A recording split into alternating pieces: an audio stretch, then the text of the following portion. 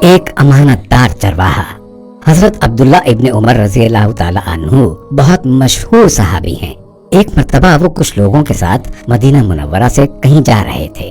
گرمی کا موسم تھا، دھوپ بڑی تیز تھی۔ کچھ دیر کے بعد کھانے کے لیے دسترخوان بچھایا گیا، سب لوگ مل کر کھانا کھانے لگے۔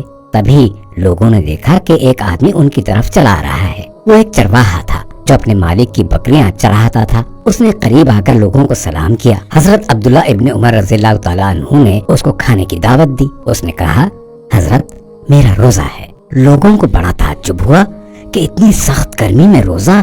حضرت عبداللہ ابن عمر رضی اللہ تعالیٰ عنہ نے سوچا کہ اس کا امتحان لیا جائے۔ انہوں نے اس چرواہے سے کہا، بھائی تمہارے پاس تو بہت ساری بکریاں ہیں، کیا تم ایک بکری ہمیں بیچ دو گے؟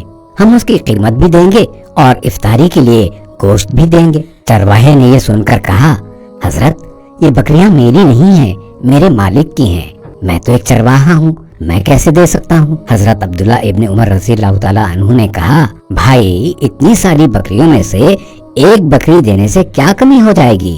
اپنے مالک سے کوئی بہانہ بنا لینا۔ چرواہے نے یہ سن کر کہا، حضرت اگرچہ میرے مالک کو پتہ نہیں چلے گا، لیکن اللہ تو دیکھ رہا ہے، اسے تو پتہ چل رہا ہے، میں اللہ کو کیا جواب دوں گا؟ چرواہے کی یہ بات سن کر حضرت عبداللہ ابن عمر رضی اللہ تعالیٰ عنہ بہت خوش ہوئے، اتنے خوش ہوئے کہ مدینہ منورہ پہنچ کر اس چرواہے کے مالک سے اس کی ساری بکریاں خرید لیں اور خود چرواہے کو بھی خرید لیا۔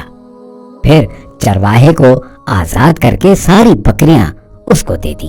تو بتائیے دوستو، ہمیں اس واقعے سے کیا سبق ملا؟ ہمیں یہ سبق ملا کہ اگر کوئی اپنی چیز ہمارے پاس رکھوائے تو وہ چیز ہمارے پاس اس کی امانت ہے، ہمیں امانت میں گڑبڑ نہیں کرنی چاہیے، نہ اس کو خود استعمال کریں اور نہ کسی اور کو دیں، چاہے ہمیں کوئی دیکھے یا نہ دیکھے، اللہ تعالیٰ تو ہمیں ہر وقت دیکھ رہے ہیں۔ دوسرا سبق یہ ملا کہ اگر اللہ نے ہمیں مال و دولت، طاقت اور اختیار دیا ہے تو ہمیں کمزوروں، لاچاروں اور غریبوں کی مدد کرنی چاہیے۔